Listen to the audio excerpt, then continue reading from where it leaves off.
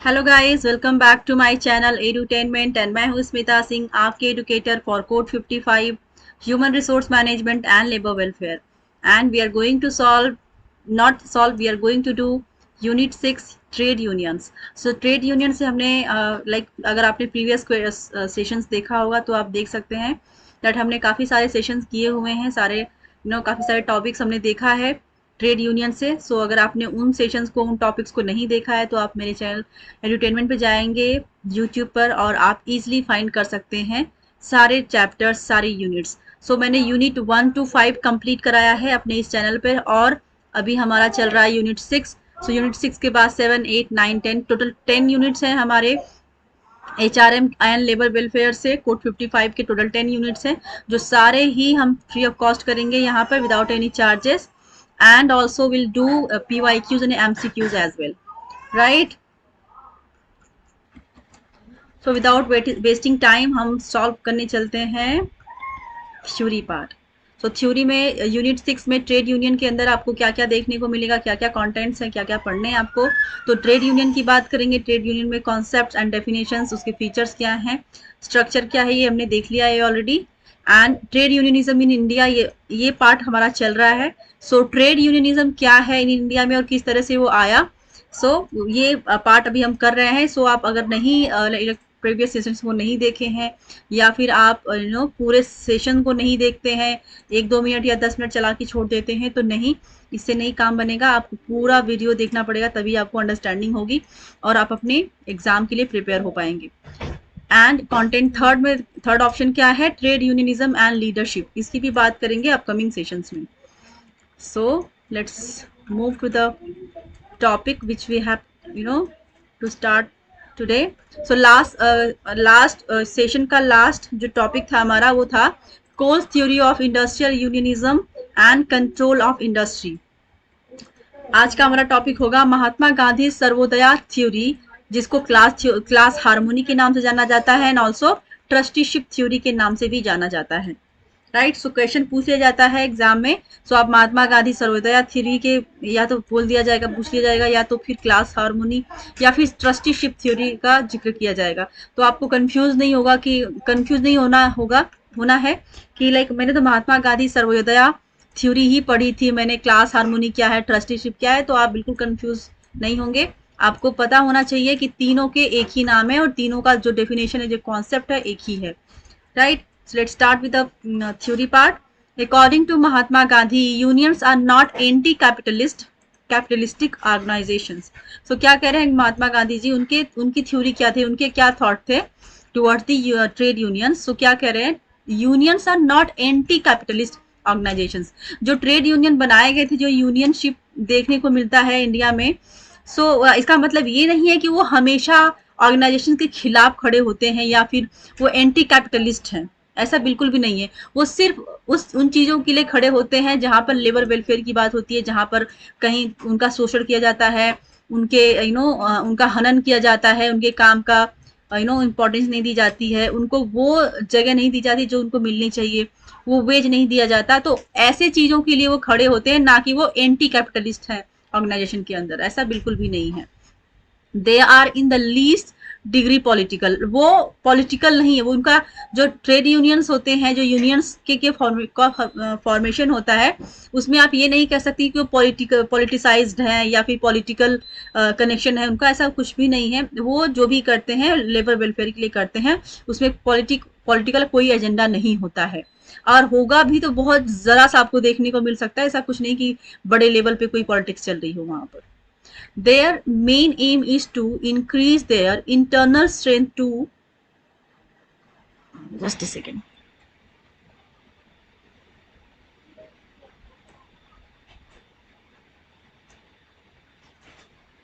Their main aim is to increase their internal strength to work consciously and to take from the employers no more than that what is rightfully due to the workers.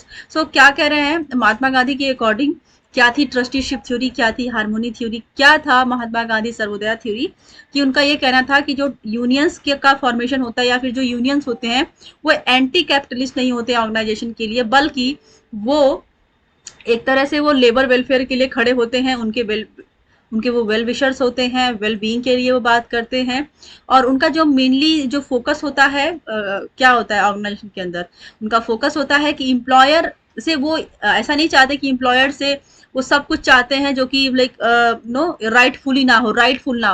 तो वो जो चीजें लेते हैं organisation से workers के लिए वो राइटफुल होता है, जो जो उनका राइट होता है, ना कि वो ऐसी चीजों का डिमांड करते हैं जो कि राइटफुल नहीं है, राइट। सो मेन मोटो क्या कहने का है गांधी थ्योरी के अंदर, कि जो यूनियन का फॉर्मेशन है, कुछ लोग उसको ये बोल सकते हैं कि वो एंटी कैपिटलिस्ट होते हैं, हमेशा वो अगेंस्ट खड़े होते हैं ऑर्गेनाइजेशन के, कैपिटलिस्ट एंटी कैपिटलिस्ट है, तो ऐसा बिल्कुल भी नहीं है। दूसरा पॉइंट क्या है इसमें देखेंगे,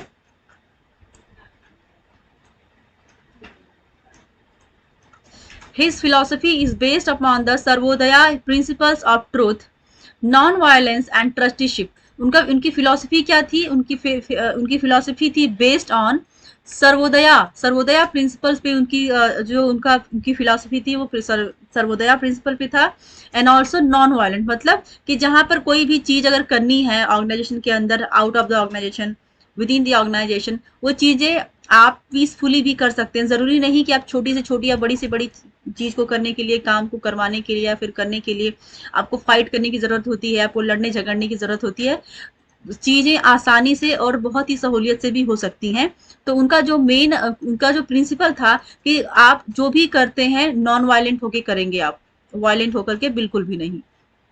in which class harmony prevails. He considered trade unions as essentially reformist organizations and economic institutions which must be organized on the basis that capital and labor are not antagonist but are supplementary to each other. So क्या कह रहे हैं कि वो जो unions हैं वो anti capitalist ना होकर के, बल्कि वो एक तरह से सप्लीमेंट है एक दूसरे के लिए। किसके लिए?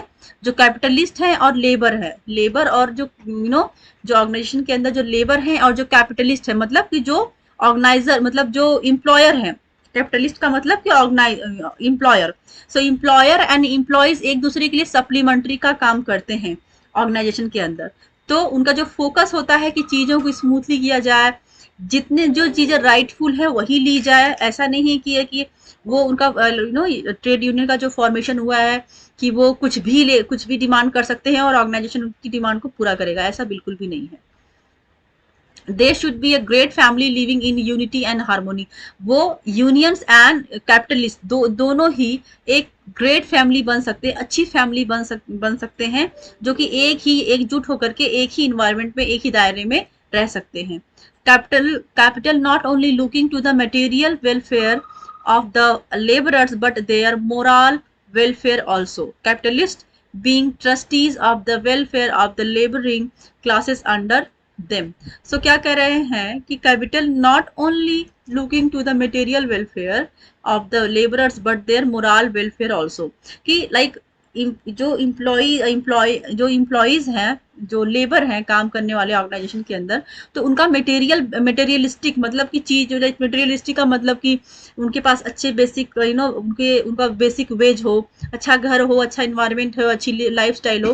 तो मटेरियलिस्टिक के होने के साथ साथ उनकी मोरल वेलफेयर की भी बात करते हैं, ना कि सिर्फ मटेरियलिस्टिक वेलफेयर की बात करते हैं यूनियंस, बल्कि वो इम्प्लॉयज के, लेबर्स के मोरल वेलफेयर की भी बात करते हैं under the capitalist being and also capitalist being trustees of the welfare of the laboring classes under them. Criticism of the trade unions. क्या है criticism of the trade union? Criticism of trade unions. Trade unions have been subjected to serve criticism, particularly by the employers because of the following reasons. क्या reasons हैं? किन किन वजह से criticism देखने को मिलता है ट्रेड यूनियंस के अंदर? They are increased potential for strikes. जब स्ट्राइक्स की जो कहते हैं कि number of time workers strike पे चले जाते हैं, तो इसका मतलब कहीं ना कहीं देखा जाता है कि जो ये ट्रेड यूनियंस का फॉर्मेशन हुआ है वो उनको सपोर्ट करते हैं कहीं ना कहीं।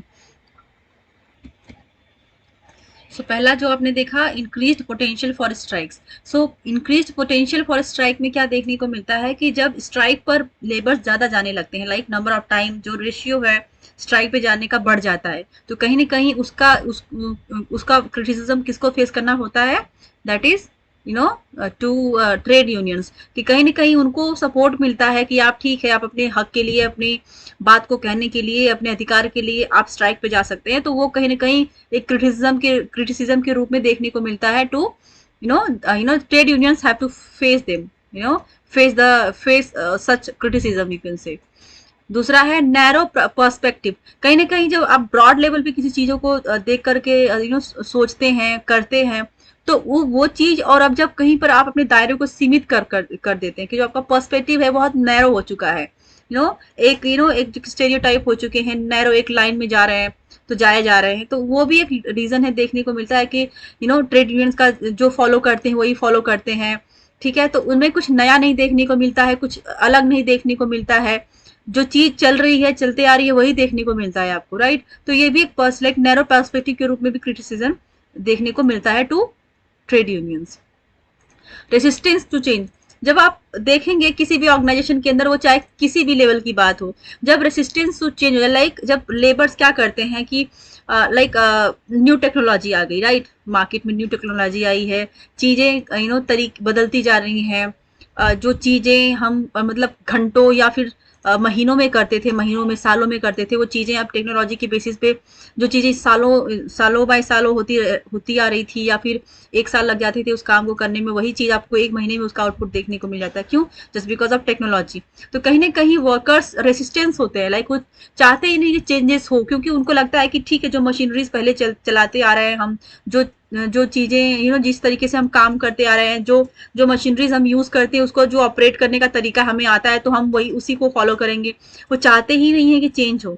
तो क्योंकि जब चेंज नहीं होगा तो क्योंकि टेक्नोलॉजी आगे बढ़ती जा रही है, नई तरीके आ गए, नई टेक्निक्स आ गई हैं चीजों को आसान करने के लिए, तो वो जब चीजें आसान होंगी तो कहीं ना कहीं लेबर को अपने आप को चेंज करना पड़ेगा, उनको ट्रेनिंग देनी होगी, उनको ट्रेनिंग लेना होगा, उनको सीखना होगा, उस काम को फिर से ट्रेंड होना होगा, दूसरे टेक्नोलॉजी पे उनको अपना हाथ बैठाना होगा। तो कहीं ना कहीं वो चाहते हैं कि ठीक है, जो चलता आ रहा है उसे चलने दो, कुछ चेंज करने की जरूरत नहीं है। तो ये भी एक प्रॉब्लम होती है ऑर्गेनाइजेशन के अंदर, और कहीं ना कहीं उसमें आप कहते हैं कि आउटपुट में जो कमी देखने को मिलती है, या फिर सक्सेस का रेट जो रहता है कि कम हो जाता है इंडस्ट्रीज का, ऑर्गेनाइजेशन का।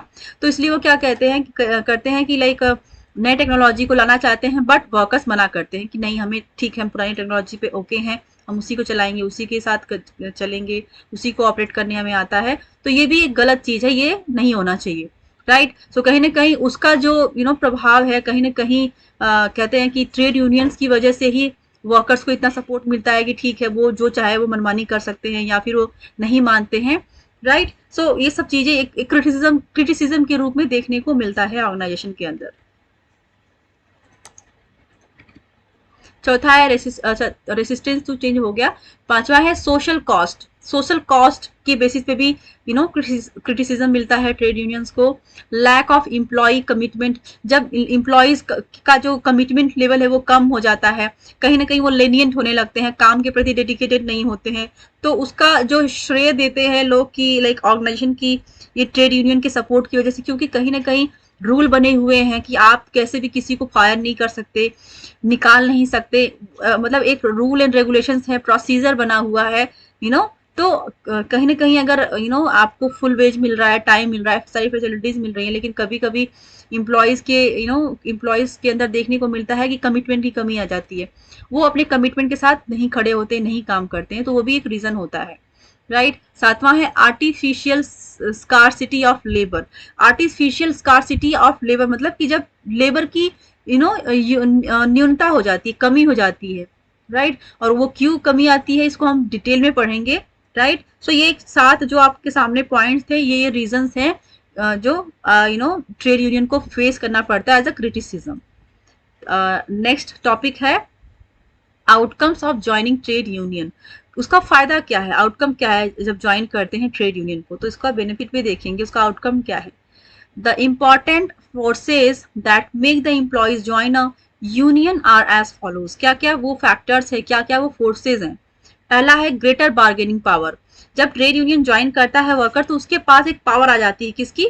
बार्गेनिंग की। बार्गेन वो कर सकता है। सपोज कोई नहीं किसी भी ऑर्गेनाइजेशन में गए और वो ऑर्गेनाइजेशन ने बोला कि नहीं हम इस पर्टिकुलर काम के लिए इतने घंटे के लिए आपको हम 10,000 सैलरी देंगे, लेकिन जब वो ट्रेड यूनियन के साथ मिलता है तो उसके अंदर एक पावर आता है कि ठीक है कहीं ना कहीं मेरे पास बैक सपोर्ट है, तो वो कहता है कि नहीं नहीं ये हमारा, हम जो हम मेहनत करेंगे, जो हमारा पोटेंशियल लेवल है, जो हमारे पास स्किल्स है, या फिर जितना काम मैं करने वाला हूँ ऑर्गेनाइजेशन के लिए अपने इस 9 घंटे में या 10 घंटे में, तो वो उतना वेज अब आप मुझे नहीं दे रहे, तो वो कहीं ना कहीं बार्गेन करते हैं, राइट, कि नहीं नहीं मुझे इतने में नहीं इतने में करना है।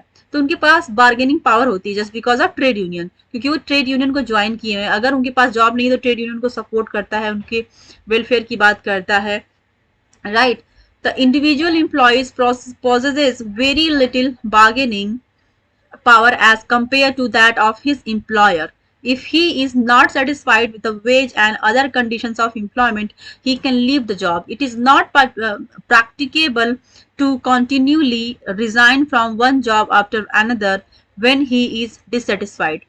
राइट, सो क्या कह रहे हैं कि बार्गेनिंग पावर कब आती है? आप एक इंडिविजुअल की बात करेंगे और एक पर्सन की बात करेंगे जिन्होंने जिसने जिस वर्कर ने ट्रेड यूनियन को ज्वाइन किया है, दोनों को कंपेयर अगर करेंगे तो आपको देखने को मिलेगा कि एक इंडिविजुअल एम्प्लॉय के पास वो पावर नहीं होता है, क्योंकि कहीं ना कहीं अगर उसको लगता है कि एम्प्लॉयर उसको वो वेज नहीं दे रहा है, उसके उस सेटिस्फैक्शन लेवल नहीं है, जो जॉब करने जा रहा है, जो काम करने जा रहा है, कहीं ना कहीं उसको वेज उतना नहीं मिल रहा है, उसकी जो वर्किंग कंडीशन है वो नहीं सही है, तो वो बार्गेन नहीं कर पाएगा। वो ठीक है, वो एडजस्ट करेगा कि ठीक है मेरे पास जॉब नहीं है, मुझे अपनी फैमिली का बैकग्राउंड, लाइक कहते हैं कि उसको बैक में भी जाके सोचना होता है कि मुझे फैमिली, मेरे पीछे मेरी फैमिली है, उसका देख रेख करना है, उसके पालन पोषण और उसके भरण पोषण के लिए का भी सर्वाइव करने के लिए भी देखना है, तो वो उतना बार्गेन नहीं करता। ठीक है, वो बोलता ठीक है, खुद कॉम्प्रोमाइज करता है और जॉब को करने लगता है, और उसके पास इतनी पावर नहीं होती है कि वो एक जॉब को छोड़े दूसरी जॉब को प्रैक्टिकली भी नहीं कर सकता है, क्योंकि एक जॉब को पकड़ेगा, दूसरी जॉब एक जॉब को छोड़कर दूसरी जॉब अगर पकड़ने जाएगा तो क्या पता वो job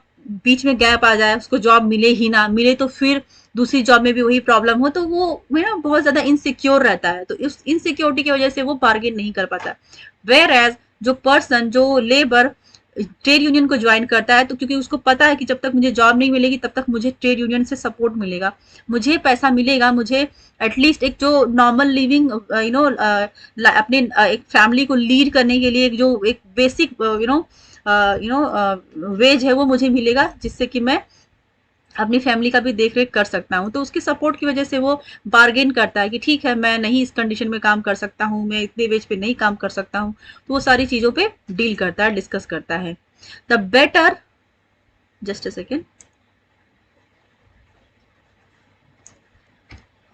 this imposes a great financial and emotional burden upon the worker, जिसकी वजह से लाइक जब वो बार्गेन नहीं कर पाता है, डिससेटिस्फाई होता है, तो क्या इम्पोज करता है उसके ऊपर, एक कहते हैं कि बोझ की तरह होता है फिनेंशियल, वो great financial and emotional burden upon the worker, वो एक तरह से इमोशनल एंड फिनेंशियल बर्डन होता है उसके ऊपर, उसके माइंड के ऊपर, किसके ऊपर? एम्प्लॉइज के ऊपर, वर्कर के ऊपर।